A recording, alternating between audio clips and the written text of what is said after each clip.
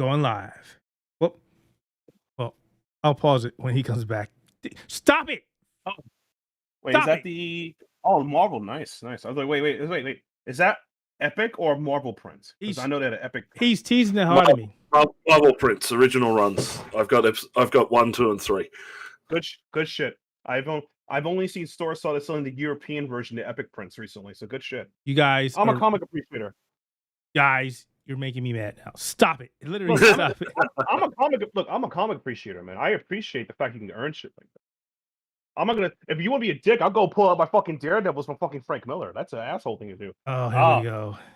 So the childhood nightmares of 12-year-olds everywhere. Like, Daddy, no. Complete inbox.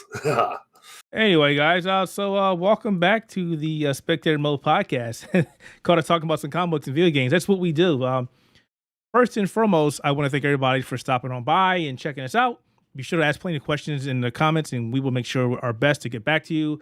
I also want to apologize for the show being on hiatus for so long, as some of you people were aware of. I had a death in my family, and kind of shook me to my core. It still does mess with me. I'm still not over it. I won't get over it for quite some time, but I want to thank everybody who gave me condolences and told me things will get better and all that fun stuff. I do appreciate that, even though if I didn't get back to everybody on Twitter and whatnot, I do appreciate you all. Also the people at Outerhaven, they were all telling me to take my time and come back, but they know that's complete utter bull crap because I can't do that. I need to get back and keep my mind from racing, which happens a lot. Yeah, so I wanted to say that. I appreciate every one of you. Thank you for that. Also, we have a new review from Aerial Knight Never Yield from Sean from Video Games to the Max, who has been collaborating with us. He is not here to talk about the review. I wish he was, but he's not. But definitely check it out here at Outerhaven. It's a really good review. I think you'll like it. And if you don't like the game, but you love hip-hop music, pick up the game or the soundtrack just for that. The soundtrack is freaking amazing. Really amazing. If you like hip-hop music, definitely pick it up. That said, again, welcome back to Spectator Mode, the Outerhaven Gaming Podcast. I am Keith Mitchell. Joined with me is Carme Smart. Yo. He's a Transformer nut just like me, and he's teasing me, and I hate him now. And Matthew gets silly. Just because I've got loads of good shit, bro. No. You've got the expensive stuff. I've got the old school. Okay, but I want that. Look, that's cool. The sad part is I'm a Transformer fan too. I just accept it. Like, hey, that's some good shit. You know, you got to respect it. You know, Transformers is something. I don't like them. Go ahead. Oh, I was gonna say I don't like the 1986 movie. That movie pisses me the fuck off. So yeah, but you know, you did not. Why? You killed Optimus fucking Prime, man. But they brought him back twice. They brought him back twice. Yeah. They brought him back to kill him again, to bring him back again. Yeah, you killed him to read a deal with Rodimus Prime. That goddamn loser. Because we killed him once. We weren't satisfied with killing him once. We had to kill him again. But if anybody you gotta bring out new toys, okay? It's all about new toys. I know. I know this is a gaming podcast, guys, but just bear with us for a second. So they killed him in the movie. They brought him back in that one episode where the Matrix hurt him. He gives the Matrix back to Rodimus Prime Hot Rod, and then he goes towards an asteroid to self-destruct. And then the next thing you know it, we have the return of Optimus Prime, where now he's going towards the sun. Yeah. It's like, what happened? It doesn't matter. It doesn't matter. Don't think about it. And it's like, I can't even. God. But, God darn it. Would you just stop? Seriously, just stop. But honestly, yeah, the soundtrack. What? You want more? I've got like more copies around here. I think I own this movie about 6 times. This is a gaming podcast. What are we doing? What are we doing here? What are we doing here? We could talk about we could stop talking about game talk. It's really important. So why do Batman fans think Batman should keep killing people? That's just a weird thing to have, you know. Can we do those this are podcast? Good games, by the way. Can we do this podcast? Those are, I have those. Those are good Oh games. God. There you go. There we go. We can combine the two. There you go. Yeah, combine the two. Those are great games. No, those are good games. Those are great games. Those are good games. Those are great games. Not good. Those are great. Great games. Look, I'm just wait. Where's the best one? The Armada one or the Devastation? Where is it? Ooh, where's Devastation? Where's Devastation? You ain't got it. We ain't got it. Yeah. Oh, he's looking for it. Give me a second. All right, while he's looking for it, Keith, why don't you tell us, rundown what you've been playing this week? Oh, what? Yeah. What have I been playing this week? See, yeah. Fine. You guys can run the damn podcast. I'm cool with that. What have I been playing? I'm just not. I've been playing a buttload of games to try and get back into it because my ear is pissing me off. But screw him about it. Been playing a lot of Returnal still, a lot of that. I played the Fantasy Star. Streams of that. I was playing the Fantasy Star Online 2 New Genesis beta. It's okay. It had a lot of bugs, so verdict's out. I've been playing a lot of Scarlet Nexus. The demo is out for Xbox One, Xbox Series X, and Xbox Series S and X. That game is great. That game is great. The game went from being I'll play it sometime this year to I'll be playing this game day one. It plays like Nier Automata. Automata. And a couple other games. I love the gameplay. Gameplay is basically hack and slash with telekinesis abilities, but you also get to use your squad mates' powers as well. So they supplement your actual character. It's good. The game looks good. It runs good. Fantastic game. Really enjoying it. I was looking forward to playing Biomutant, but the person who told me they were going to give me a copy of it didn't give me a copy of it, so I didn't play that. I have been playing Metro Exodus again, and Metro Exodus on PC on Steam does support the the DualSense haptic feedback. It is the first PC game to support it, which leads me into a conversation we'll have later on about PlayStation games on PC, because this is the first game that shows that they can do it. So that sparked some interest for me. A couple little games here and there, games I fired up for a couple seconds and then never went back to it. So that's pretty much it though. Returnal, because Returnal is still kicking my butt. And yeah. There's one other thing I can't really talk about yet, so I won't talk about just yet. So I'm done. Who's next? Cool. I guess it'll be me since I have a list. So the games been playing this week. Got a list. Great. A list, yeah. Let me just bust it out. All right, so the games I'm playing this list is I'm playing obviously Slay the Spire. There's a community challenge of Slay the Heart. How many times can Slay the Heart in a month? But I think it's done by the guy called Jorbs on stream. So I'm trying to see how many times I slayed. I have 4 so far. I don't think I'm gonna hit what he said. He's like at 20. So screw him. I'm playing some King of Fighters 14 online. I placed Fantasy Star Online New Genesis. I enjoyed it. It's fun. Issues of the game, I think just the frame rate, but I hope they can be fixed out. I've been playing Ash of the Gods because Redemption, because they just had a new update. It's a strategy visual novel game that has permadeath elements. And I've been playing Last Spell because the alpha's coming out soon. And I've been playing R-Type Final. I've been playing The Hunt Down. And Keith, I'm surprised you didn't mention it. The Guilty Gear Strive demo ended 2 weeks ago. So I played that. I played it, and I had a decent time with it. I didn't climb up to the top ladder as my friends could, but I'm a little upset. I tried, but Axel can only do so much, But yeah, that was pretty much me. I played those are the games I played. Oh, and I'm trying to get to what's called Knockout City. Yeah, they came out yesterday. Yeah, just today. Yeah, I'm gonna try to get on that if I can. So that is my dream. So, like I told you earlier, that game is free for the first 7 days on Origin and also Steam. I don't know about PlayStation and Xbox, but yeah, definitely give it a try. I know you enjoyed it with the beta, and I enjoyed the 2 beta, so I'm definitely going to be playing a lot of that game. And they did a lot of changes to it. They fixed up a lot of issues, so yeah, I'm looking forward to it. Yeah. Though I'm not to cut you off, I hope, like, I don't know why they have. It seems like at least on Steam or was it Origin, they have a monthly pass. Like you have to pay a subscription. That makes me uncomfortable. It's like, what? I'm paying a subscription for a multiplayer It's like a battle. game? It's like a battle pass. Yeah, but you need to do you need it to play it? I don't. They weren't clear on that. No, so, you don't need it to play it. No. So if I purchase the game at its raw price of, I believe, what, $20, I don't have to pay an extra for that, right? No, not at all. No. All right, because I that would make me feel uncomfortable. Anything else?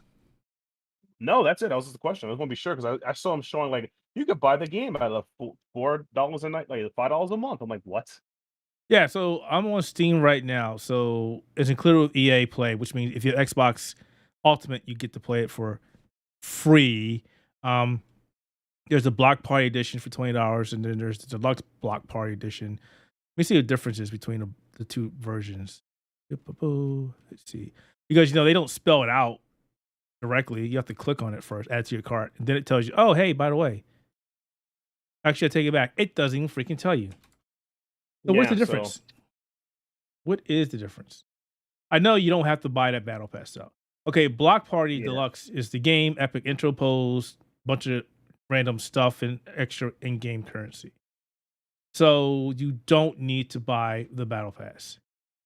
All right, it's just what. Okay, good enough. Because I was like, oh no, I don't want to be in that situation. But yeah, so yeah, keep you some content on it. We'll get in there. I'm playing it. I liked it. I really enjoyed it. Good stuff. What about you, Carl? I haven't really been playing as much this particular week as I have been getting ready for new employment starting as of tomorrow. Congratulations. So I've been running around like a mad chook, getting as much done as I could. However, I did get time to sit down to play and review the Capcom Arcade Stadium on PS4, which will be released very soon. The review of which you can find on the Outerhaven YouTube channel, where all of our fun little video productions are placed. I was enjoying what I played on it. I played about 5 or 6 games just for the purpose of the review, and I played a few others off camera. Not a bad little game. But to be honest, if you've owned any of the other Capcom arcade compilations, you're not really going to miss out on much with this. It's got all your standards from like the late 80s, early 90s, so your Street Fighters, your Final Fights, Bionic Commando, Captain Commando, the 1942 series.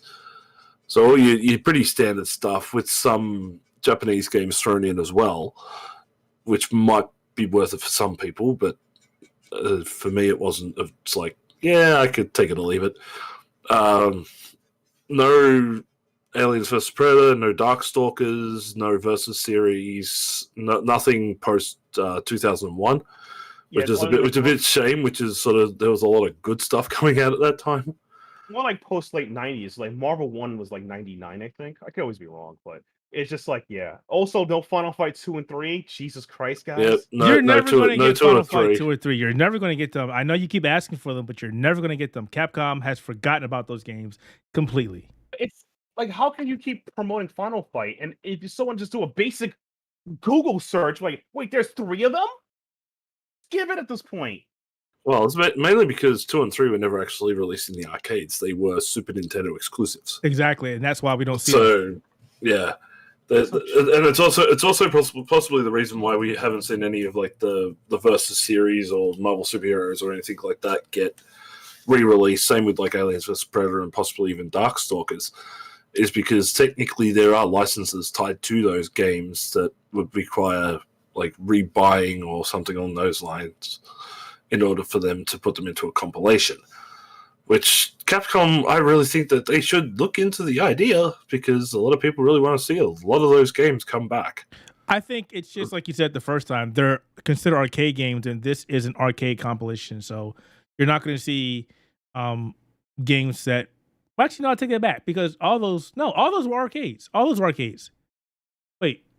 Yeah, all those were arcades, so they should have been with the exception of Final Fight 2 and 3. Yeah, everything else I mentioned are arcade games, usually from the 1999 plus to 20. I'd say about 2005, 2006-ish era. You know what sucks when you get an arcade 1-up cabinet with X-Men vs. Street Fighter and Marvel vs. Capcom and I think a couple other X-Men Children of the Atom, but we still can't get them in this arcade collection.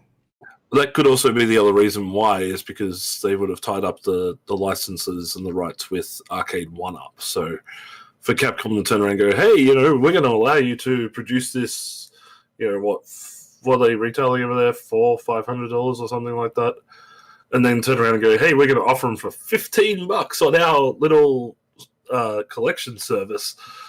That'd be a bit of a kick in the dick. I don't even think they gave it to them on that arcade stick that Capcom had made a while ago either. So, yep, just keep asking for it. I know Aliens vs. Predator was on that one.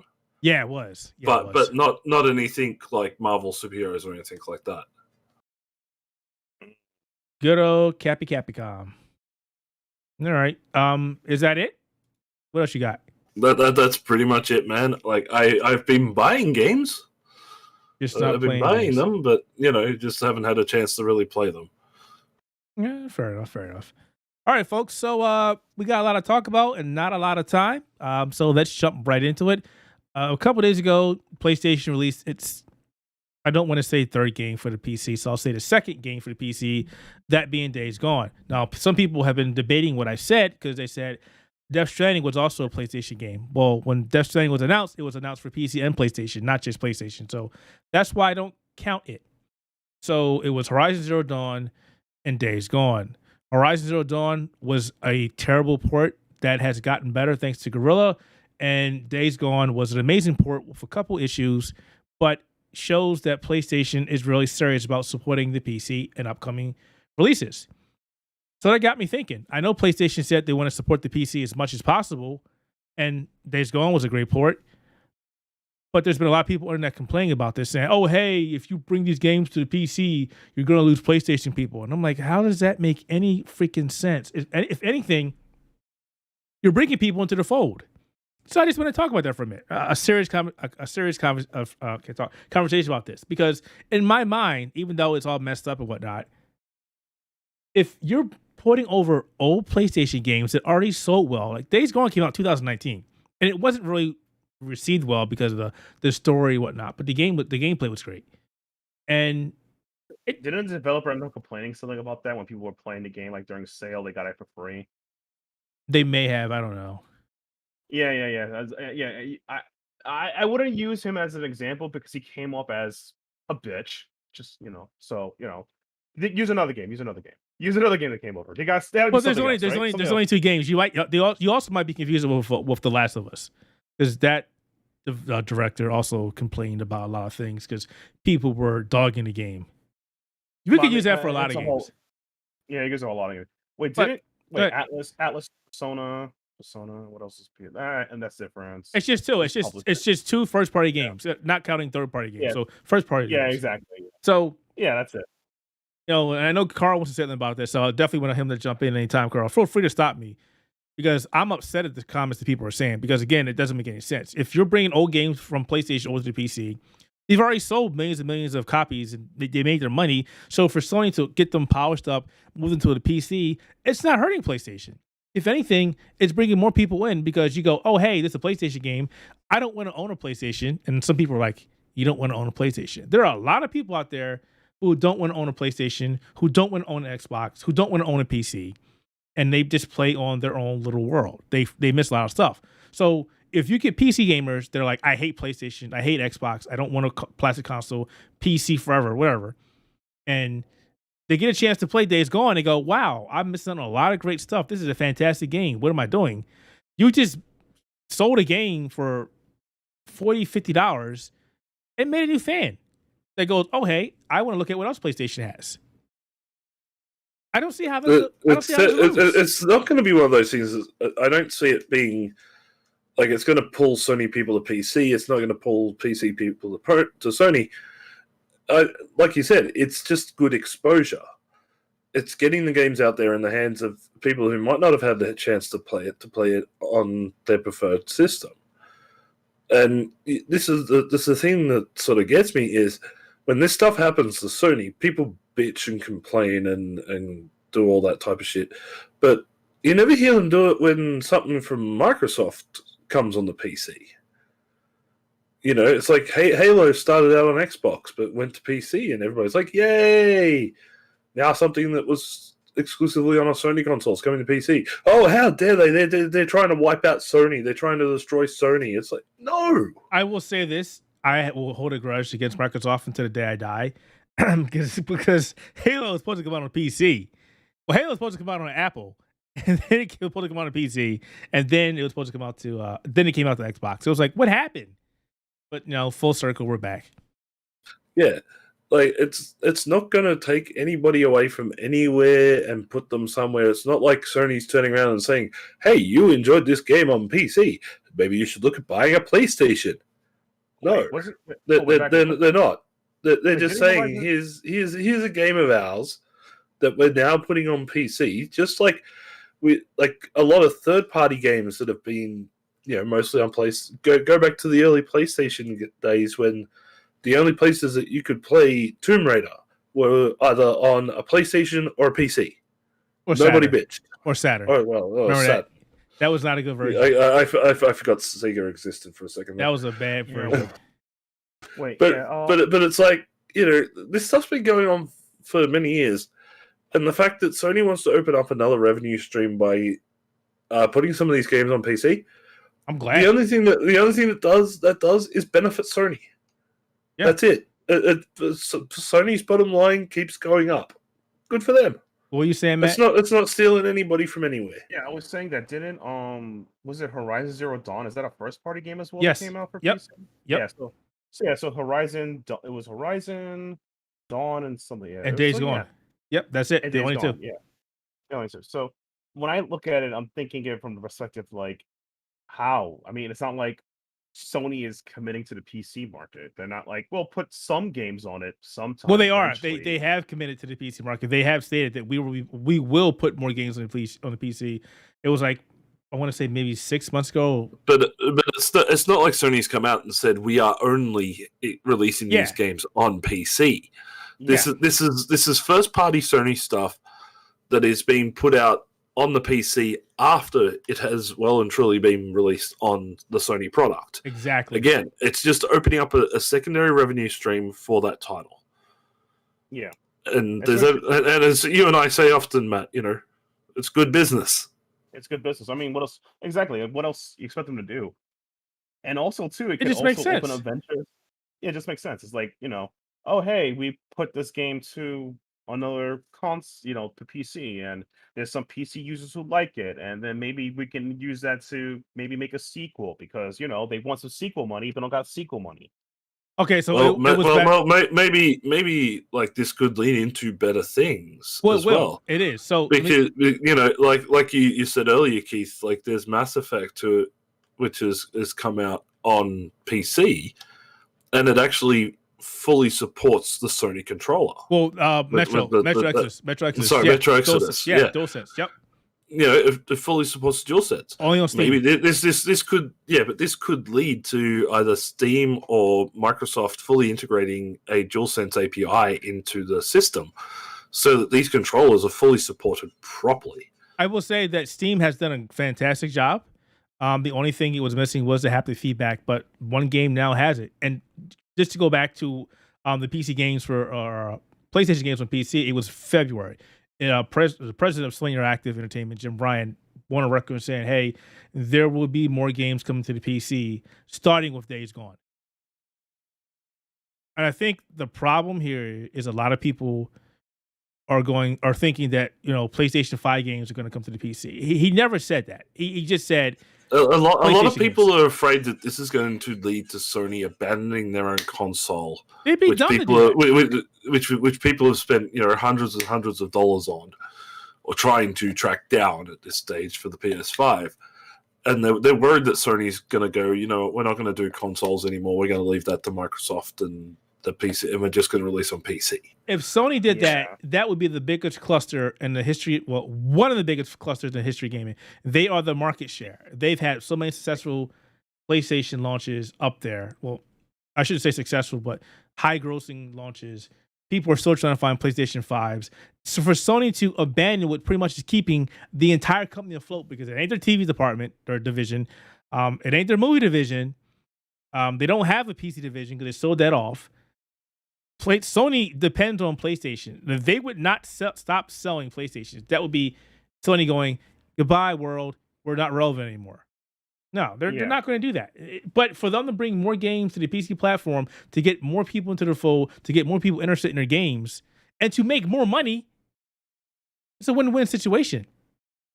Hell, I will tell you this. The moment that PlayStation says, we're bringing Bloodborne to the PC, watch how fast that game sells.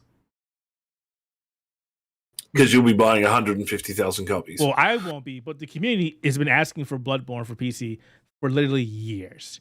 The modding scene has been asking for that game for years. There have been so many different mods for Sekiro and Dark Souls 2 and Dark Souls 3 that adds designs and weapons and settings from Bloodborne into those games for PC. So yes, people have been asking for that game for quite some time. I will double dip on it. Hell yes, I will. Most definitely. Yeah, I think it's just beating a dead horse. People need to stop worrying, stop crying, let Sony do their thing, because you know what? It's working for Microsoft. Yeah. PlayStation is not stupid. I know you don't want to talk about Microsoft. We're not going to talk about them, but PlayStation is not stupid. They realize now that the PC is not the competitor. It's this stupid loyalty clanism bullshit that keeps going on in all of these circles. It's always Microsoft versus Sony versus PC versus Nintendo. I got to stay loyal to my brand, and if my brand turns around and does something on a competitor's platform, then I'm going to get upset. No, right. These guys are businessmen. They realize that to be honest, the only true neutral third party in all of this is PC, even though the architecture is mainly dominated through Microsoft Windows. PC isn't an enemy. It isn't a competitor. It's Switzerland. It's the neutral ground that everybody can use when they want to, if you can find the graphics card. Right. And also too, it's like I think there's a problem. It's like a low key stereotype is, you have to sell your game on other consoles. We the PS Master Race don't need that. It's like, dude, selling the more people who have your games, the more you win. It's like that's it. Point out, more people would pay top. Like me, I'm still waiting for. I would pay if Sony put let's see, not Crash Bandicoot, would put like Ratchet and Clank. What was that? Ratchet and Clank. Yeah, actually, Ratchet and Clank or Jack and Daxter on. That'd be top stuff. But it just seems weird to have that mental. It's like, dude, they need the monies, all the monies. I would say they need the monies, but again, it's just smart businesses. It's smart. Yeah, they want more monies. It just makes sense. People just got to stop. Got to stop with this whole plastic box loyalty crap and just give it up. Just stop. Now to see if Nintendo jumps in. They're never going to jump in, but it would be hilarious. I don't. Not in this lifetime. I would say. I think Nintendo is kind of stuck in their ways of what they do. It would be so awesome if they did that. I'm just saying it would be awesome if we saw Mario legit on PC. Never going to happen. Yeah. Never going to happen. But I would love to see it happen. So, all right, I'm going to move away from that. I'm going to skip around topics real quick because I want to talk about the next one a little later. Let's talk about more stuff. I know, Matt, you're not going to like this, but hang on to your butt. So I'm pretty sure that, Carl, you've been watching internet as of the last couple of days and people complaining about a certain game coming out from Bethesda. It's going to be a Microsoft and PC only affair. That game being Starfield, a game that we're not going to see for like another 2 to 3 years, but apparently people are getting so frustrated with this. It's hilarious to right now. Like, people forgot that they signed a deal. It's like that's what happens. Just going back. It's almost like something that we said months ago when the deal got announced is suddenly happening, and I think we're the only people who aren't surprised. It's like, hey, Microsoft and Bethesda are one company now, and then did you not think that all the Bethesda games were going to come out on Microsoft platforms, likely exclusive outside of the deal? I mean, come on, guys. It's rocket science, isn't it? No, it's not. Sorry. No, all the big games from Bethesda are not coming to PlayStation. They are not coming. Right. Outside of deals that have already been made, like Deathloop, you're not going to see another Bethesda game on a Sony console. It's over, people. Accept it. Sony got fucked over by the fact that they didn't put in a bid for Bethesda. Yeah, and the thing to me is like, as much as I do like Bethesda games, they will also be on PC. So you Sony heads, just get a decent laptop computer and think about it. Oh Lord. Honestly, that's the only. What else you got stuff to do? Oh, we should just storm the front of Bethesda Studios and smash Todd Howard and force him to give games. Boycott Bethesda games. They don't care. They just got a big payout from Microsoft. They literally don't care. They literally don't care. I mean, just to go back real quick, I want to say that I don't want to say that they would never sign with PlayStation, but Microsoft and Bethesda have a long history together. That is the only reason that Mass Effect came out originally for the Xbox, and it did not hit the PlayStation until Mass Effect 2. Exactly. Yeah. You know, just And like in my PlayStation had a big relationship with Insomniac before they became an official first party company. Yeah. Now, I don't see people like getting I'm mad that Insomniac made a game for Xbox, but there was Sony now, and it Yeah, is what it is. exactly. It was always PlayStation, guys. Okay, well, Yeah. Bethesda was always Microsoft. See how that worked? Yeah. And I will say I It's don't just like it. I said it before. I don't like it. I am not a fan of third-party companies becoming first-party companies because it sets an ugly precedent, and I don't want to see what's going to happen from there. But because Microsoft did this, it's like, somebody could buy Square Enix eventually. Somebody could buy Capcom eventually. Oh, I mean, it really depends on the deals. I don't think monopolization happening anytime soon. It also depends. Remember, Bethesda was in a very bad spot in PR and in physical shapes. The failure of Fallout 76, the lack of reception for Fallout 4, the lead developers leaving the company, ESO being the only money draw they had. Microsoft saved them from their own embarrassment. Let's put it that way. So there's a lot of factors. So sometimes it's just, hey, can you save us from us making mistakes? No problem. well, I hope that I'm not going to say no. Let me back up. Microsoft is not going to save them from making mistakes. They're going to make plain mistakes, but the difference is they have the money now to make those mistakes. More like they will look over them for making stupider mistakes or something. Like, for example, I'm sorry, Fallout 76 is an atrocity of a video game from design to its tactics, how it makes money. I don't think Microsoft will allow that to be a thing going forward for a game design. They're not like, no, you No, can't. they've actually got a half decent QA department. That's what it is. That too, yeah.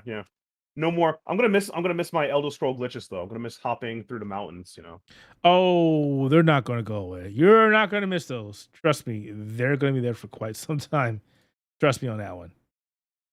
It sucks to say, but it does. I mean, but yeah, like Carl said, we weren't surprised. We pretty much said, again, every big game from Bethesda is going to be locked down with Microsoft, unless Microsoft is feeling generous and wants to offer some kind of deal. But for a game like Starfield that everybody's going gaga over, that we haven't seen a damn legit thing of, people are going crazy over a screenshot. How do you go crazy over a screenshot? How do you So do the that? the hype train's happening again, boys. It's ridiculous. It's a screenshot of an old build. You got to stop this. You've got to stop. Hey, I'm looking forward to when we get not to be a doomer, but it's like, hey, let's all get hype again, then we get Anthem, So let's boy. I'm just like, yeah, exactly. Just relax, people. It's gonna be all right. That's the way I look at it. You will not mention that game ever again. Anthem is dead. Dead. Oh yeah, of Dead. course. So dead we got Mass Effect for it. So that's a Mass good Effect is great. We all know that the only thing that really anybody really cares about from Bethesda, more Skyrim on everything. I will correct you, sir. I'm looking forward to Deathloop. I will correct you. Looking forward to Deathloop. You're wrong. Deathloop is really just another version of Skyrim in disguise. Mind blown. I would That's the twist. The ending of Deathloop is the beginning of Skyrim. So is Starfield another expansion of Skyrim? Is Skyrim in space? Yes, Skyrim in space. I'm done. I can live with that. I'm done.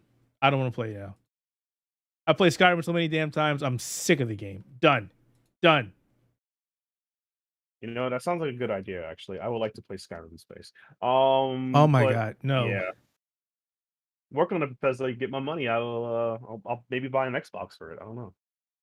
Matt, I'm gonna go. I will die if you buy an Xbox. You can buy an Xbox for it. You can buy a PlayStation for it. You could probably buy a smartwatch and play Skyrim on it. You can play it on your refrigerator if you have an Android refrigerator. I mean, there's you can play this game everywhere. Literally every freaking where.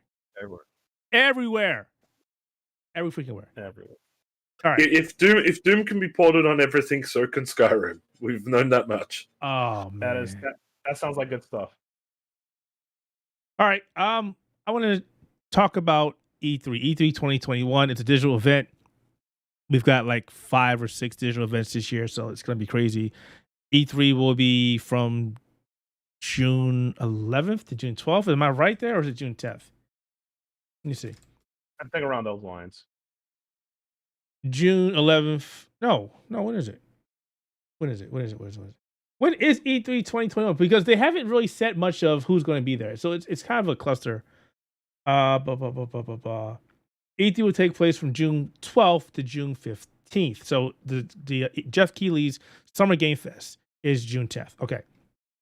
And obviously, with games coming out, there's going to be a bunch of games. But is there any game in particular that you folks are looking forward to? Any kind of announcements that you want to see? And not just E3. Let me scratch that. Any of these upcoming events. Is there anything you're looking forward to? I'd be happy just to have some announcements. Like, give us updates on even stuff that's already been announced. Like, Sony, where's that fancy, shiny Gran Turismo? Microsoft, where's the Forza? Give us updates on these games. Give us concrete release dates on these things. Because everything that you announced in 2019 and 2020 is still coming. That's the thing that has annoyed me. This year has been one of the driest for big releases that I have seen in a long time. Now, I'm not saying that we haven't had big releases. We've had plenty of big releases, but it just feels very sparse and very in between. Usually, I would have 2 to 3 games a month that I would be ready to go out and pick up. I'm picking up a game every 3 to 4 months now. Anything else that I've gotten has been review copies that I've been sent by companies that I do out of obligation. Games that I purely want, I will go out and spend my money on once every maybe 4 months. I want content that I want to get excited for, but everything that I want has either been pushed back to late this year or sometime next year, or a lot of them are starting to be pushed back to 2022.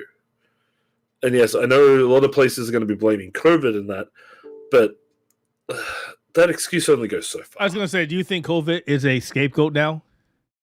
It's a scapegoat. It's a scapegoat to delay production. I don't know.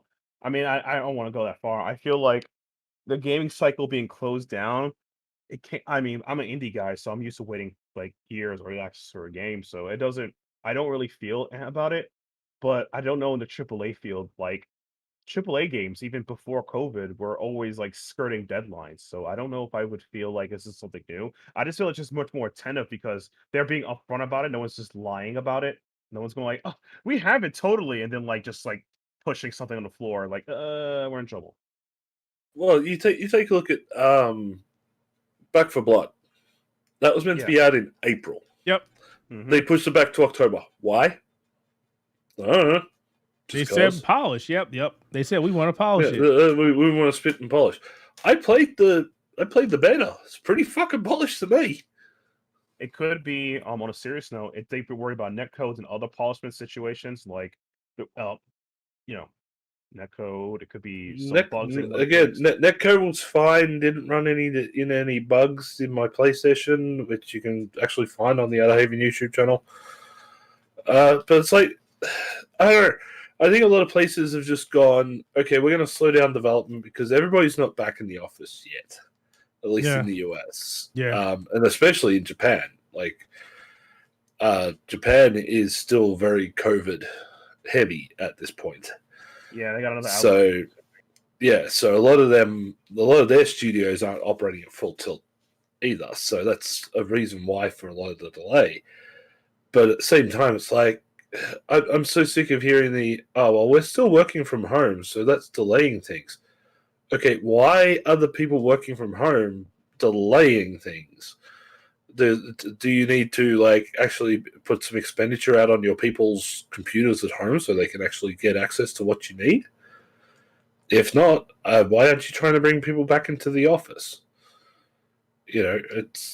It's just there are ways around this, and I just feel that the companies are just using the virus as a scapegoat to just delay things because, and I'll be honest, Cyberpunk scared the living crap out of a lot of developers. Yeah, it did. Yeah, it did. And that is, I want to say that is the catalyst why a lot of companies are like delay, because they do not want to be what people are using now, Cyberpunk. They just don't. Yeah, and I agree. Cyberpunk. Great stuff. But yeah, I agree with that. So that's actually another way to look at it. They don't want because even though COVID changed working relationships or working with people, I don't think they want to be like, well, and you could how to put this, you're a games developer, right? You're used to working on whatever you're doing, office or no office. But if your game sucks because of, whatever reason, you don't want you don't be known for that. Like, oh man, I don't be known as that guy who made Cyberpunk or whatever. Oh god, I want the guys who made, the Avengers game, which thank God that game's no longer around. No, But it still, is. They're still pushing content. They had the Hawkeye content, the Black Widow content just went live either yesterday or today. They still got the upcoming Black Panther content coming out. That game is not dead. And I was talking to somebody about this the other day. I picked up the Hawkeye DLC for free off PlayStation Plus the other day. It is I'm still not playing it. It's too big to die. They literally are like, we have to keep this game going until something clicks. They're literally at whatever boards or meetings they're having, and they're like, what can we do to make people like playing this game? They're even bringing out the skins that they should have brought in the first place as DLC. Finally. Wow. They're doing everything they should have did in the beginning. I don't think it's helping, but they just want to point out the game is not there yet.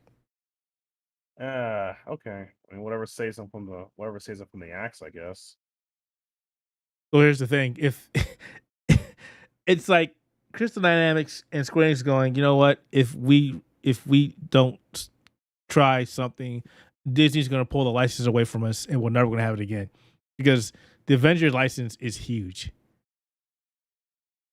and if they lose it, they're done. They're literally done. They won't get it back.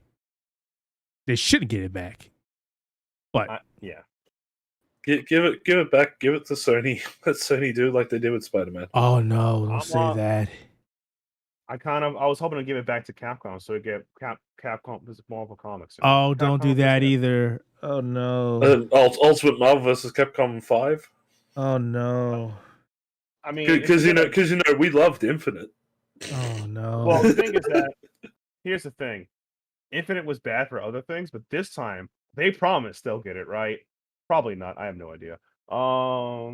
Yeah. Anyway, I've got a list.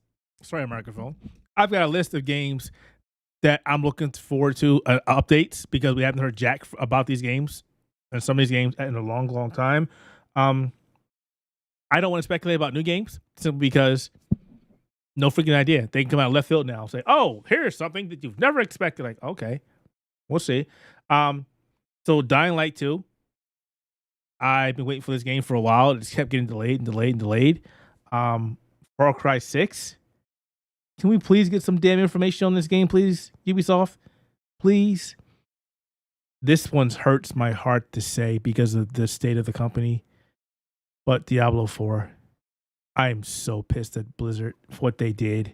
So pissed. I mean, why? Not just the game. The moves the company has made, the ex-Trumper that they put in charge of stuff. I am just so frustrated with what they've done so far. And it's gonna suck if Diablo 4 comes out. Diablo 4 is gonna come out in the same isometric style that they've been doing since the original, with new sparkly graphics, with probably the same half a dozen characters, and they'll find some way to microtransaction the living crap out of it. Probably. That would be interesting. That'll be interesting to see what they get with that. I would like for myself the last game that is probably the last game I'm going to play by them anyway. Hey, I wasn't done. But keep going. I got a whole list, buddy. A whole list of games to wait on. Okay, well, I'll just finish the list. Fine. Elden Ring, not going to see it. Perfect Dark, probably not going to see it. Sekiro 2, Activision From Software, what the hell is it? Everybody who beat the game with the right ending, it tells you there's more to come. Where is it? Final Fantasy 16, because I'm interested as hell for that game. Remember this game? It has a Devil May Cry guy on that. Remember this? What's that? Devil May Cry battle director will be on Final Fantasy 16. Right. That's why I'm like. That's why I'm waiting for it. Come on. We've got that Pragmata game that was announced with the PlayStation 5 that Capcom's working on that we haven't seen jack about. And the Division Heartland. I'm curious. I still like the Division. I want to see what they do with this. It's supposed to be a free version of the game. I'm still waiting on updates for Gotham Knights and Suicide Squad. See, I was going to say something about those, but the recent dilemma of AT&T and Discovery and WB Games and yikes. yeah, AT&T and WB Games and DC Comics, Warner Brothers movies, everything that's going on. Yeah, it could be a point that everything's just going to crash and burn all of a sudden. It's like, oh, we're not working on this game anymore, but hey, we sold this game to Microsoft or Sony or Ubisoft or Activision or something. Yeah, I'm not. Yeah. Hey, as long as Rocksteady is still involved in Suicide Squad, I'll be happy. Yeah, that's like I said, good stuff. And more Mortal Kombat characters, more Smash characters. Maybe another Street Fighter 5 season. They'll pull characters out of their ass or something for like season 18. No. This is the final season. Street Fighter 5 needs to stop. This is the final. This is confirmed the final season. So after these updates, it's no big deal. They said that as they went to that Championship Edition update or whatever it was, that was supposed to be the finale, and then they added another season. This is Capcom. You can't trust them worth a damn. Stop the clock. It needs to stop. Yeah. Oh man, poor Capcom. Stuck in their ways. And I didn't say Gran Turismo and I didn't say Forza because I know we're definitely going to see those two. We're definitely going to see both of those games. So, not worried about that. We're definitely going to see those. Yeah, they got to roll the cars out on stage and all that like they usually do. Yo, when I went to E3 and I saw the car, I was like, wow, this is awesome. They were like, don't touch the car, sir. Okay. Assholes. Well, I know Microsoft actually to promote for the upcoming Forza game, they're actually teaming up with Hot Wheels for a set of Forza-inspired cars. Wow. That's cool. Speaking of Forza Horizon, what do you think the next location is going to be? Going to be Australia. We don't get enough representation in games. What are you talking about, dude? Dude. Well, we get if we get representation, we get two. We get like the Formula One tracks that we have here in Melbourne, or Bathurst / Mount Panorama. There are only two like ever inclusions in any racing game. Okay, fair enough. We have other tracks. We're more than just two tracks here in Australia, I promise. I still keep wanting to see Forza Horizon go to Japan. That would be cool. That's only if we can drift down like Mount Yokohama and stuff like that, like Tokyo drifting. Exactly. But then again, I think that might be. I think if you start including like drifting down mountains in Japan in Forza, I think that the guys behind Initial D are gonna start putting up copyright claim. Exactly. That's exactly what I want. Drifting mountain races. Yeah. Come on. Yeah, but you know there'll be some issues with that copyright wise because Initial D animes and video games in Japan and stuff like that. But for drifting, that style of racing is not doesn't belong to Initial D. And there's been tons of racing games that feature that. I mean, what was it? Tokyo Street Racer. Remember those games? That was all about that. There was a really crappy game on Sega Saturn too. That was all about that. I bought it and I was like, wow, this game is terrible. I remember that game so bad. But yeah, that would be awesome. Take it to Japan. All right. Matt, I know you said you had something you want to talk about in there, so go for it, buddy. I don't want to talk about nothing. That was another game. That was it. I can't think of any game for E3. I thought you said you had something. Updates. No, the only thing I have is like that's it. Wow. Okay. See, Matt is more of a PAX man. because PAX usually has PAX Rising, which is all the independent game area. So that's his jam on E3. PAX Rising. Oh yeah. The Indie Mega Booth. Yeah, that's pretty much it. That and all, Keith, you tagged me. Thank you, Star Renegade boys. I know they finished a 2020 update, but then I got 2021 update. So that my goals have been set. Like, all right, I get to play Star Renegade for 2021. Yeah, and they've got a whole roadmap for this year. I'm good for those guys. Very good for them.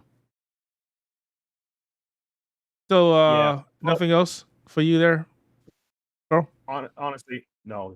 Go far. He's done. Yeah, Carl's done. He's thinking. He's thinking. Just give me something. Like give me some sort of release schedule of stuff that I can be wanting to go down to my local EB Games and go, here, take my money, because I know now with the job I'm going to have more of it, so I can spend it on more video games. Otherwise, I'm going to go back in the retro collecting. Yeah, you've been doing a lot of that too, a crap ton of that. So, all right, that's fine. That is fair enough. We can only wait and see what happens with these upcoming game shows. And again, we've got E3 2021. We've got the Summer Game Fest. We've got whatever IGN is working on, whatever GameSpot is working on, and I think one other. Oh, we can't forget EA's Play, which is July. God, there's just can't wait to hear about the new Madden.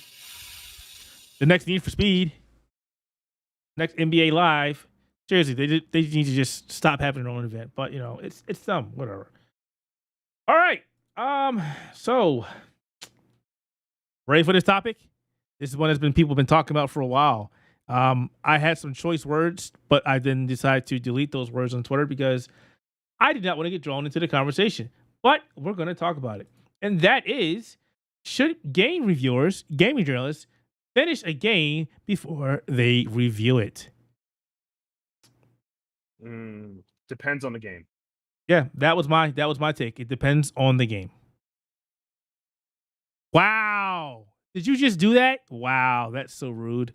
I guess you got something to say, so say it. How's Get Fucked sound? Oh, wow. Wow. How dare you say something so brave but so controversial? Yeah, so brave and so no. The Australian is the outspoken one. How unusual. I mean, do you expect a person to complete a roguelike like Returnal and then write a review? Returnal is a game that just is based on its loop effect. Beating it is not the essence of it. And the thing is that you can know the mechanics from working it. If someone played an RPG and complained only did the first 2 hours, said this game is garbage, but didn't play it to unlock a sword or something. No, it depends on the game for me. It really does, and how long the game is. There is a lot of factors that go into whether you should be finishing a game before a review or not. Can you simplify that? Is it possible to simplify that? No, I will attempt to. I've already spoken about this on Sean's podcast. Video Games to the Max. Video Games to the Max, where he and I got into a really in-depth discussion, because it's not so much the fact of some of the factors that go into whether you can do this or not. One is, how much time have you got before the review embargo? As I said on Video Games to the Max, I got Resident Evil 8 2 days before the review embargo. Mm-hmm. So in that time, I had to play the game, record footage, script record and edit a video, all before 2 days were up and the embargo lifts. Because I had to make sure I had content out on that embargo time, or else we weren't going to get views on that video. And thank God I got it out in time, because it's been one of our really good videos over the last month. Mm-hmm. I'll be honest, I probably got about half to maybe 2/3 through the game before I reviewed it. Now, I had to scrap half the friggin' footage, because it was all stuff that Capcom turned around and put into the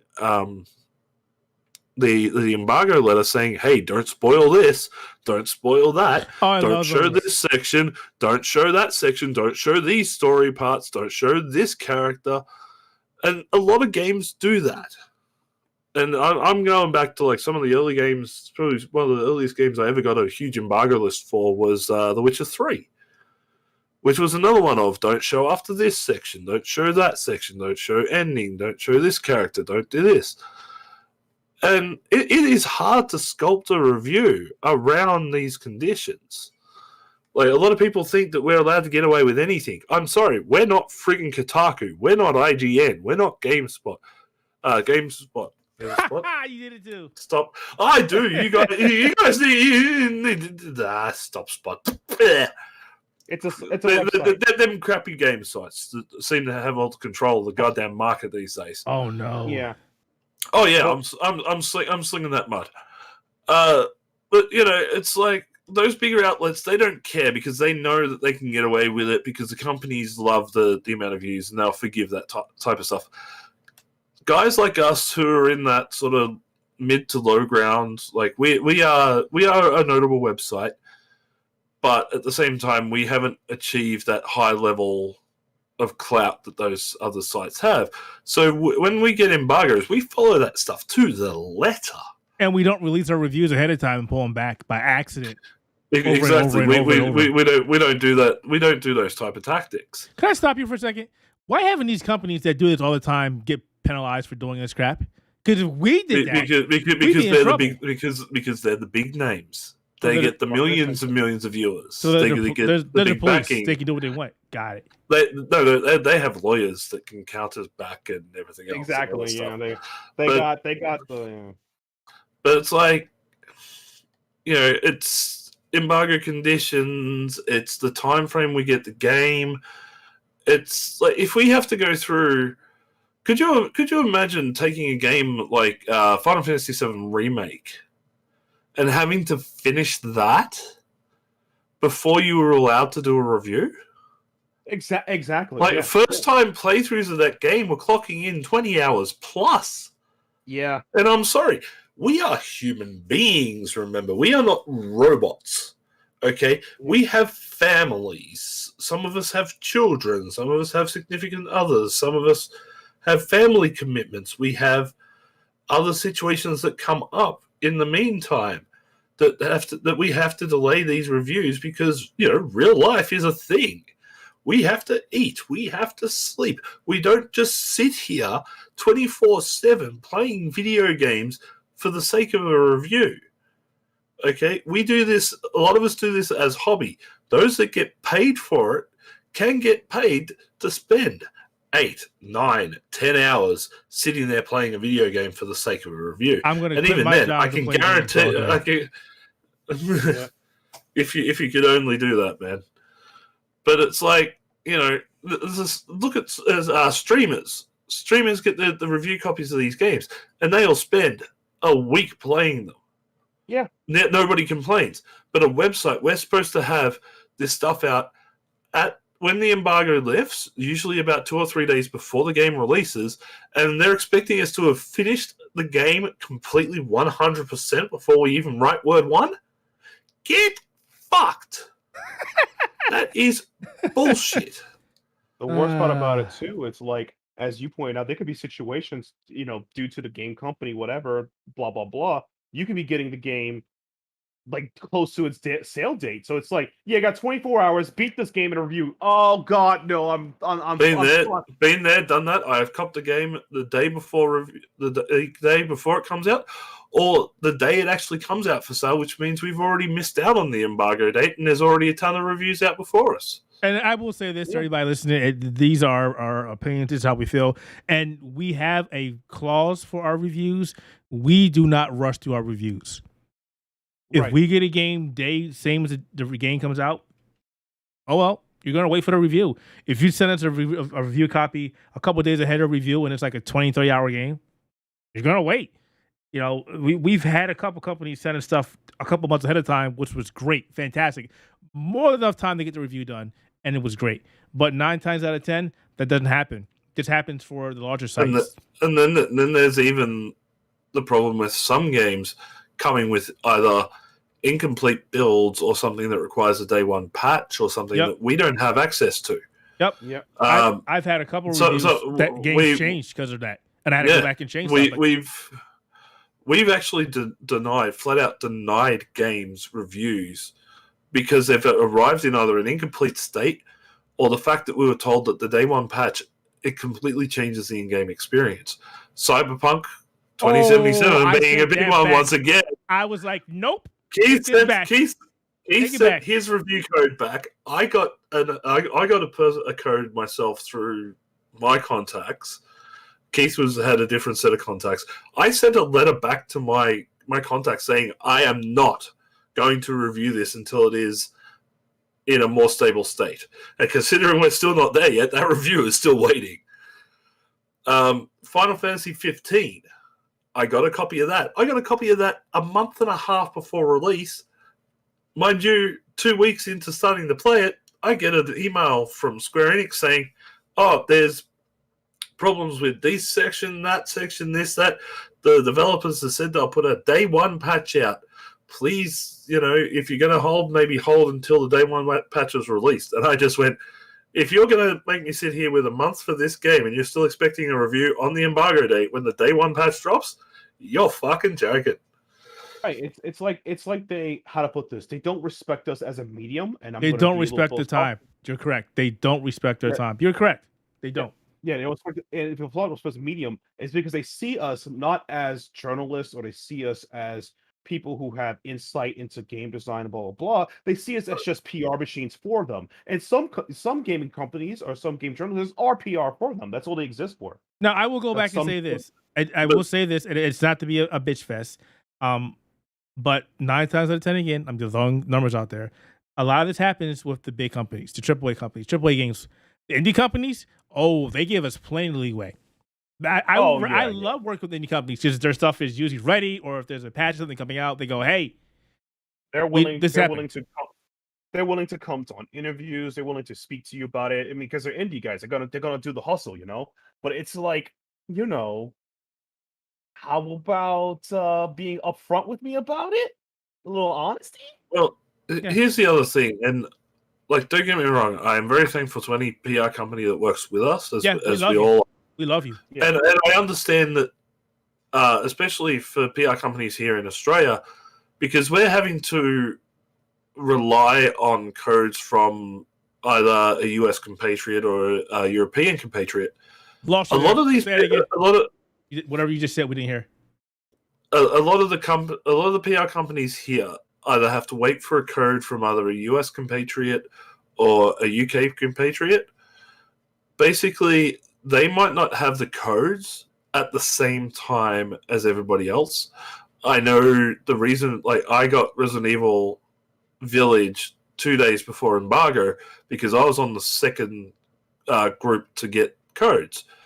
The thing that with that being is that the PR company I was dealing with got a certain amount of codes that they have to allocate out to other companies or websites or streamers or whatever. So they only have a set amount. Like, they might only get, say, 20 codes for a big release or something like that. So they have to prioritize who's going to get it. And sometimes they might not get codes on time.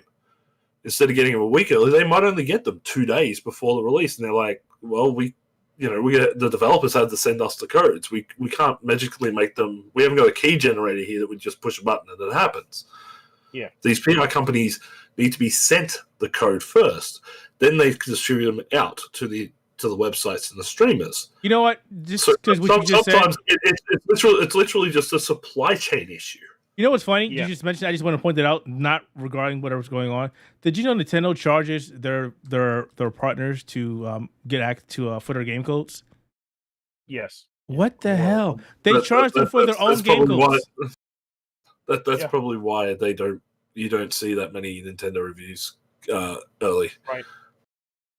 That's crazy. I'm well aware of that. I mean, random tangent here. There's a company that makes VTubing, the 3D girls, and they play video games, Hololive, Cover Corp. They had to enter a partnership to play Nintendo games, and Nintendo gets a profit from the streaming and profit ever do a review or whatever for the game. So yeah, Nintendo good to throw. That's what they're good at. Can somebody make me a VTuber? Can somebody make me a VTuber? That'd be awesome. I could honestly do that for you. Honestly, I might even. So nobody can see my ugly face anymore and my gray hair. I would do that. It is possible. I I am- can. We can become the first all VTuber podcast. You just gave somebody an idea. that- Good job. Somebody's going to take that yeah. out. Ah, god damn it! But no, seriously. look, Go back. like with this entire thing, like people, their expectations are too high. Like to say that we have to finish a game before we even wrote word one is probably the dumbest and most entitled piece of shit I have heard in my life. Man, this guy's just You dropping know, bombs. I swear I'm Australian. Get fucking used to it, people. But it's like, I'm sorry. There's a lot of things that go into these reviews. These things don't happen instantly just because people think the world is friggin' magic. No. Time, effort, knowledge. I can sit here, I can play a game for half an hour and give you just the same amount in a review as I would if I sat through an entire, 10, 15-hour game, finished it to completion. It's not going to change anything. Once I work out the game mechanics, what the story is, the graphics, the sound, everything else that we put into a review, you can learn. If you're knowledgeable enough and you know how to play games correctly, you can get that stuff done in an hour, maybe 2 hours maximum. Most of the time, you're just sitting there recording footage, and then you put it all into a review. Yep. The Capcom Arcade Stadium review, the recent one I did, runs close to 5 minutes in video length, and it took me about, I don't know, probably about half an hour to write the review and get everything studied. The rest of the time, I spent like another 2.5, 3 hours just recording footage. That's all it was. The only point of going all the way through a game is to record more footage, but usually later half of the games will be under embargoes. So to do that for bigger games like The Last of Us or Resident Evil Village or stuff like that, a lot of that stuff's embargoed. It'll be no go. But people expect too much these days. Yeah, I want to. Whereas a review is literally meant to be a sampling of the game to give you an impression on whether you make your own decision to buy the game or not. The problem if you're looking for something that spans an entire length of a game, jump on YouTube and go to World of Long Plays, and watch a walkthrough or something like that. A review is not a walkthrough of an entire game. It is a sampling of the game to give you, the consumer, a choice on whether you're buying that game or not. And it doesn't matter if we include footage from right near the end of the game or the first half an hour. That's not going to influence anything. It's what we are talking about, game mechanics and everything else. That's the stuff you should be concentrating on. If you just want to watch it, then, again, YouTube's a thing. Go watch. But that's the problem. Right. The problem with the game reviews, if they've become so screwed of what was the word I'm looking for? It's because you have people out there like Game Ranks and there's ones out there like Before You Buy and like Jared, or what's his name, from who used to be in Screw Attack and stuff like that. They go out there and they do 20, 30, 40-minute reviews on a video game. And they just talk and ramble and talk and talk and talk.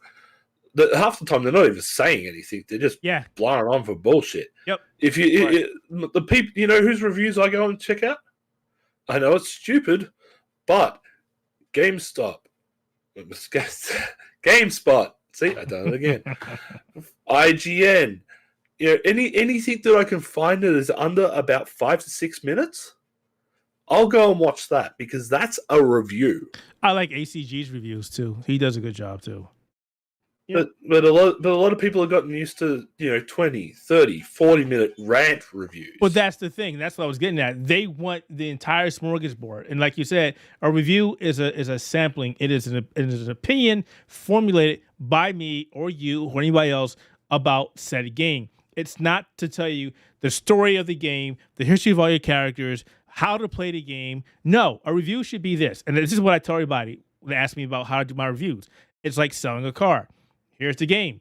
This is what the game does. This is what you can do in the game. what the game does poorly, overall impressions about the game. That is it. Yes, it does take some time for me to play the game to be able to formulate those opinions. It's not going to take me 10 minutes. It's not going to take me an hour unless it's a really short game. Some games you can do that. A sports game, you can do that. A football game does not change. A basketball game does not change. A golf game does not change. A roguelike game is not going to change. There are certain games. That's a good one, yeah. There are certain games that will not change, and you can learn. You can play the game a couple times and formulate a good opinion about it. Obviously, it doesn't apply to like role playing games or racing games that have a shit ton of variables to it. Fighting games that are very in depth. Action adventure games, because stuff might change down the road. But as you play it, you can formulate an idea of how this game is, and that's it. When you look for a TV, you want to know a couple things: resolution, how does it look, how does it sound. Does it look nice? What channels it has a smart TV? And that's it. Couple of things. That's it. True. You can get through those things in a couple of minutes. The problem with reviews are people are spoiled, and they want the review to tell them that to buy this game or not. And that's not how review is. That's why a lot of companies stop giving numbers, because people read into those too much. True. I also don't think it's a spoiler. I actually blame the market itself, because the companies are willing to pump out to people to make reviews quickly. That's why they do like this. They don't see us as actual in-purposes of media. They see us as a PR machine. That's why some of the big companies get the games, just to say, like, as Carl pointed out, some of these bigger YouTuber rant guys, I have a hatred for them too. It's like they're just there just to get the entertainment for the game. Haha, he made fun of how he can't jump over the game. That's funny to me. The game gets PR for that. That's all they look at. They don't look at us as actual, like, I would say, contributors to the industry. They look at it as I'm not saying all companies do it. They look at us as just ways for them to vehicle their game forward. And again, there's guys who could do essay level reviews of video games, and those guys are great. There are guys who could do a 5-minute review and you're done. Look at Carl's Pokemon Snap review on our YouTube channel. It's a less than 5-minute review of why it's good. That's it. Maybe you want a more in-depth review, you can get it, but you get the essence of it there. But the problem is that I really think that we, as game journalists, we should have more say or more reaction to it, because the lack of indecency from a large publisher to a small publisher, in the case of news journalism, it makes you upset that they could just ran over us and says, well, if you don't do it, well, you're not going to get a second copy. You should have got the review. It's like, dude, how disrespectful is that? Regardless if it's my job or not, you trust me with your product and you're like, get it done in 4 hours. Dude, you're not my boss. So Roby's in we chat. Need each other. Roby's in chat. What's up, Roby? So Roby says, I think there's a lot. I think a lot has been a rise in critique of reviews, which can be interesting, but I actually think for people looking to buy a product, a basic Metacritic score is all they really need. Well, sometimes that works for some people. So that's what people look at. I don't agree, because that's part of the problem, and this is why I say that's part of the problem. First of all, Metacritic is, you know what? I'm not going to say anything about Metacritic. I would no. Garbage. Yeah, but here's the problem. But let me get this out real quick. Let me get this, and you can jump to it. So, Metacritic is obviously an average of many different scores. But the problem with that is, I've seen reviews that say this game's fantastic and literally read the back of the box. I've seen reviews 4 or 5 paragraphs that don't even talk about the gameplay, don't talk about crap the stuff in the game, and they give it a great score. So what's that contributes to an overall Metacritic score. That's not helping the reviewer, or that's not helping the consumer. You know, I don't care if people don't like the way I do my reviews. You want to know what a review was nowadays? No, wait. You want to know what a review was nowadays? Oh shit. This. Yeah. The back of the box. Yeah. The back of the box. That was it. That was all we had. Like, for the stuff that's done today, I would kill for that type of, like, being able to do that type of thing back then. But but we had to look at it. We had to go and wait till like the latest issue of EGM or Game Pro, or Game Pro or something like that came out before we would even see a review, and that could be a month after the game came out. Yeah, and getting back to that, I do think that things like Metacritic are bad, because again, people want to get their stuff up, and if they do positive, they get seen more on Metacritic, and I will even say OpenCritic as well. But I think a review again should be descriptive, should be informative, shouldn't spell out everything because there's no point in playing a game if something tells you everything in a game. And that's why I do that on purpose in my review. I'm not going to tell you every little thing that happens in a game because there's no fun. I go watch a YouTube video. I'll go watch the stream. Right. There's no point in that. Right. A review again is an opinion of what I thought about this game. Should I play the game all the way through? Yeah. Do I always have the time? No. Do I make my best effort? Hell yes, I do. Which is why my return review is not out. I've seen some return reviews that don't correspond to what I played in the game. And I go, what the hell did this person play? He got like one. I saw a guy who said the game's great, got one lucky run. Like, get out of here. But it's like, I think that's the way again, referencing Roby here in the chat at the moment. He said he's got enjoyment out of not reading any reviews, and that's again, it's indicative of the way reviews are done today. A lot of reviewers are rant reviews who will give away 100% of what's going on in a story, gameplay, and everything in a 20-30 minute review, and that's garbage. It is. It's terrible, and a lot of them. They need to realize the difference between objectivity and subjectivity. Like, a lot of these reviews, you can tell when they're going and putting something out there that basically reads as an overdone advertisement, or it's a game that they're really excited about and they're really convincing you to buy this game. A review needs to be, it's objective.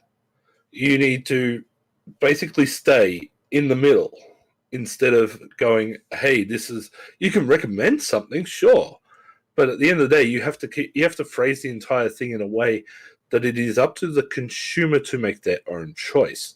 And I think that's coming back to sort of an older style experience where I had to make up my mind as a consumer. Yeah. And I think a lot of consumers today are just so used to sitting there, going on YouTube, on TikTok, consuming any media websites or anything.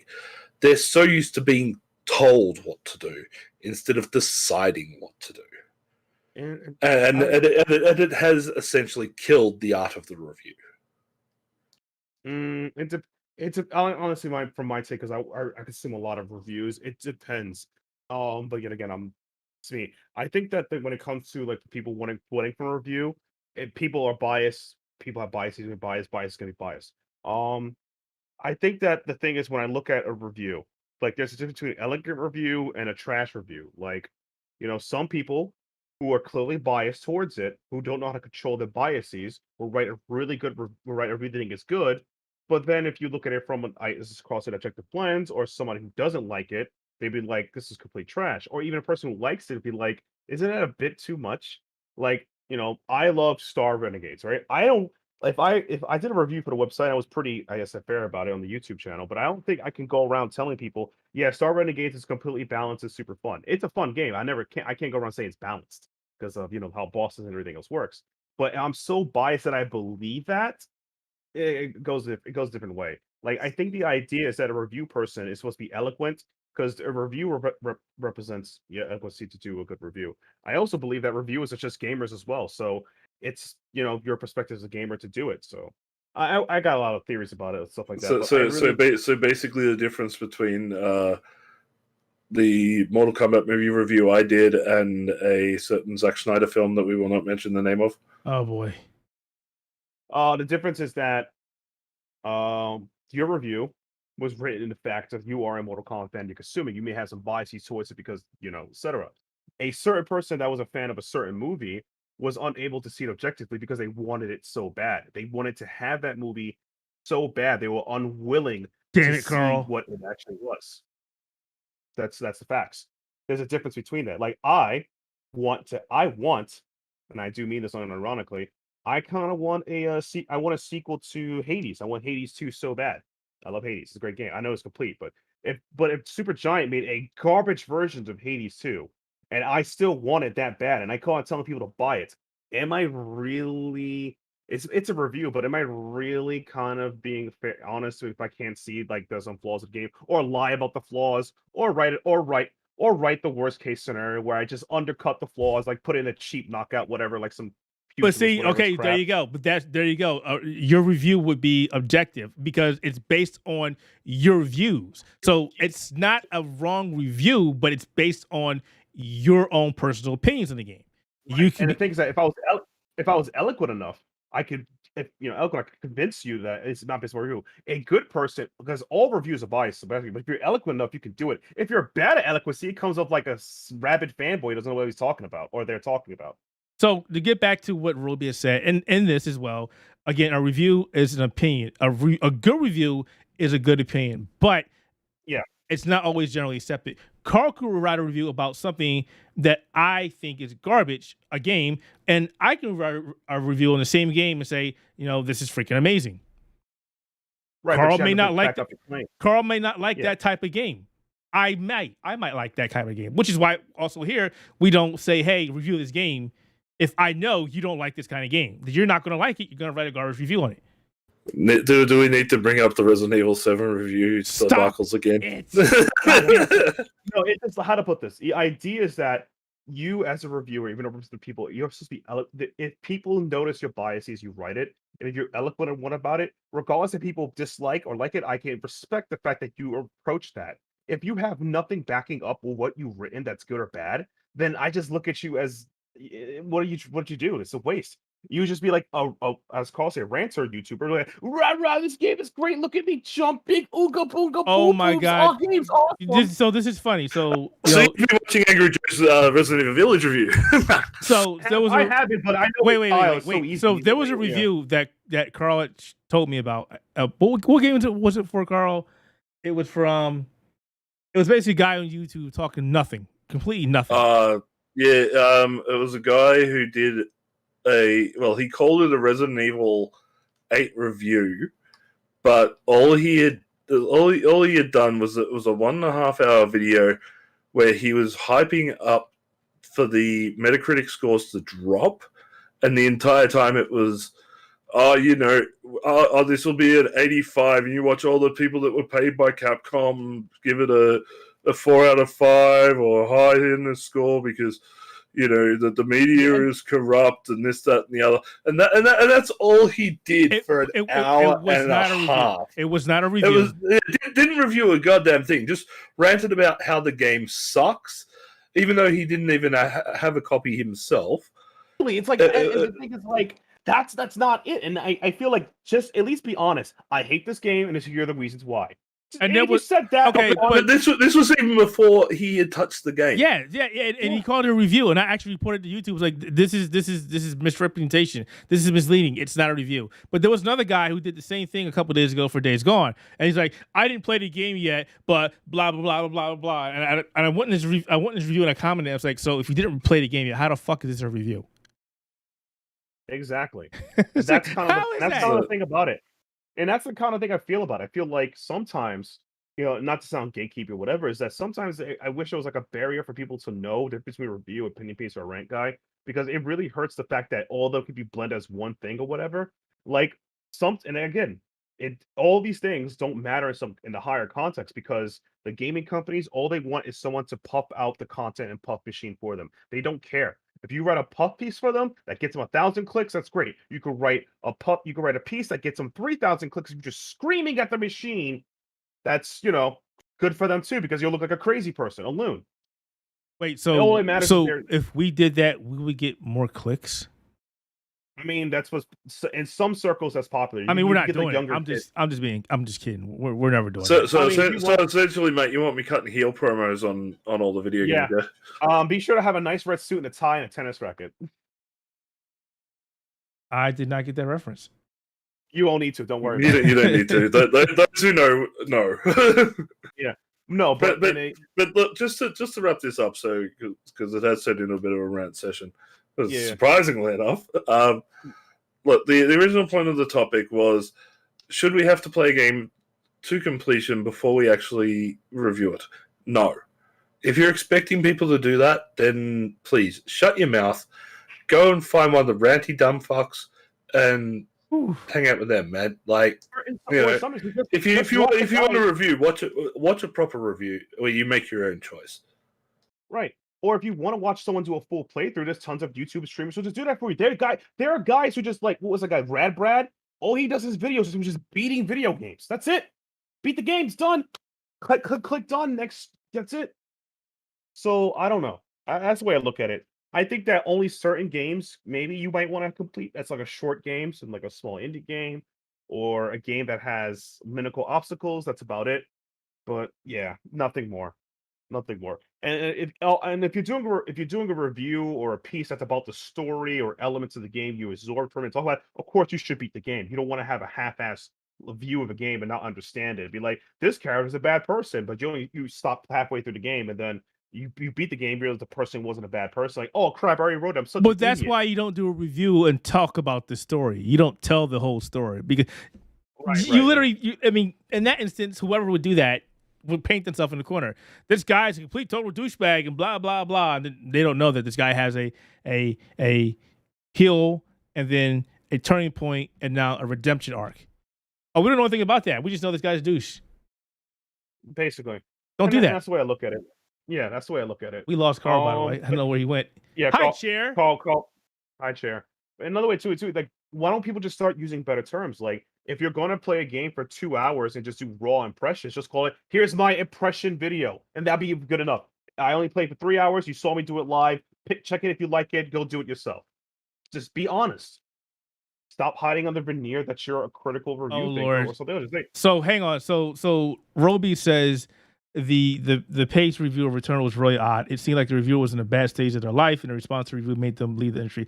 That was the one from what was her name? Dia Lucina. I've definitely said her name wrong. This is the person that was very controversial, was at a couple of outlets, and her reviews were always off the wall. Oh yeah, wait, yeah. Is that the person who did the review that like, screw white women like leads? Is that the one? Maybe. There's a lot of, and that's the thing. A lot of those, like, people have disguised reviews to put in their own political. Yes, this one definitely was. And it was one of those, but the thing is, I've seen it popped up on like multiple different basically, I've seen quite a few with Resident Evil Village, where like white women have to go. There's too many of this. There's not enough of that. Blah blah blah. It's like, if you want to change everything into political opinion, that becomes an editorial. That's no longer a review. That's an editorial. That's a completely different style of piece. Yes. Right, and even then, you're going to have to do a lot more substance to it. Like, I did an editorial on Snyder Cut, and my theory of it, if you know Chomsky, manufacturer consent, my entire thesis of Snyder Cut is manufacturer consent. You can agree or not, but I pointed out. But again, I never said I review the movie. This is a, looker from a different set of lens, because we have a review on the site, I think. So yeah, we have a review. We have your editorial, and we have the spoiler cast available on the YouTube channel. Yeah. No, but all seriousness, exactly. Release the pachinko cut. Yeah, we're still waiting for that. I need that. I need the slot machine. The balls bouncing everywhere. But on a very serious note, yeah, Carl pointed out, that's an editorial. If you have a take of the game that looks through the ends of social empathy or something you notice in real life that applies to the game, then say that this is how I looked at the game from playing it, or how I see it. It's not you objectively, like, it could affect how people may look at the game or play the game. Basically, the 99% of The Last of Us 2 reviews. I actually played The Last of Us and played it. My complaint of it is how the thematic of the story is done in a wrong way. The shock value should have been reversed, but that's a whole 5-hour essay on Matthew on ethics and murder. But getting back to what Roby said, yeah, that review was a little off the wall. I'm not sure what happened.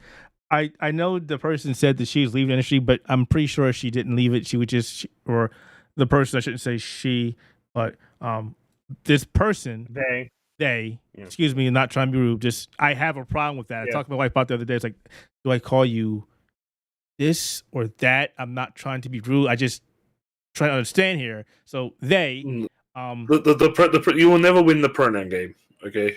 Never win the pronoun game.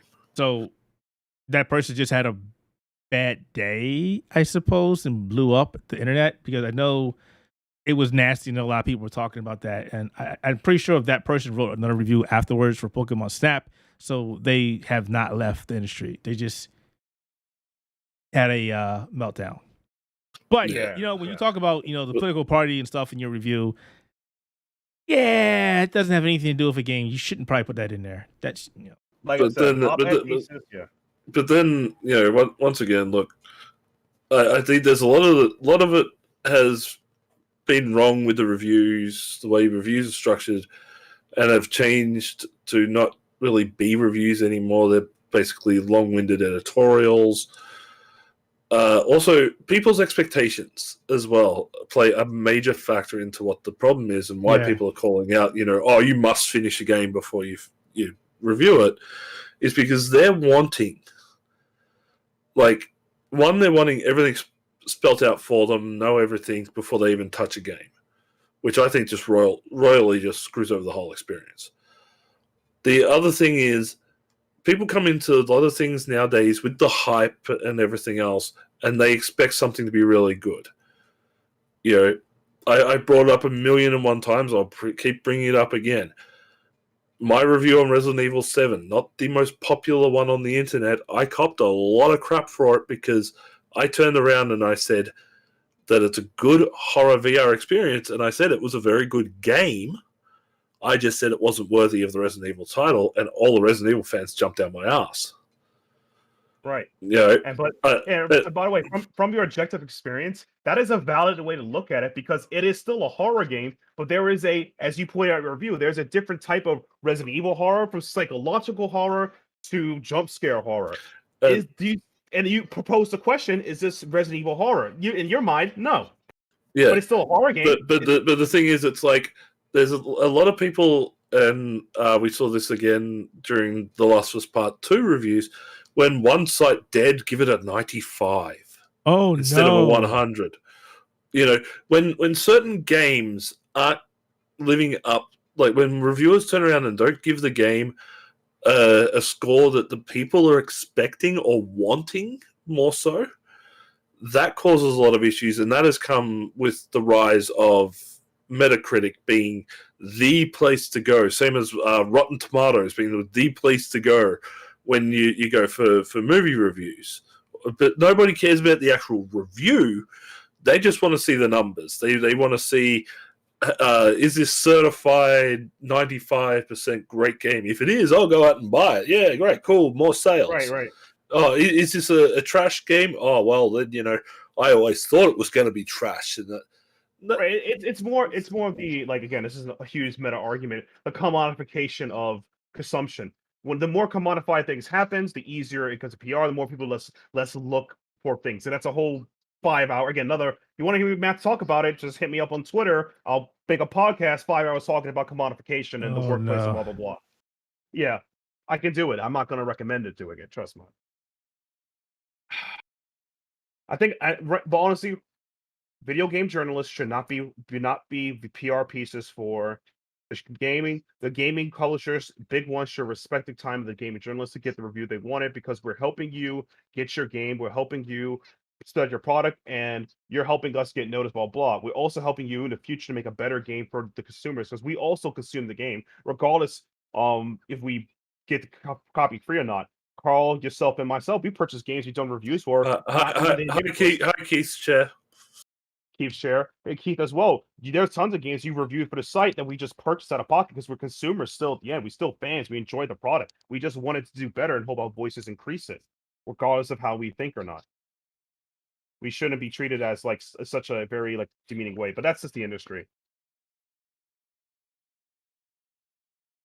Nobody sees my chair but you guys, by the way. Everybody's looking at Doom Helmet guy. Looking at Doom Helmet Keith. See that? I put the Doom Helmet in this. Oh god. So Keith, should we wrap up this pony show and have a nice weekend? Yeah, I think we beat this horse to death. I just wanted to go grab one of my Xbox controllers. I finally got my Electric Volt Xbox Series controller. Yay, I have it. I have not opened it yet. I'm getting.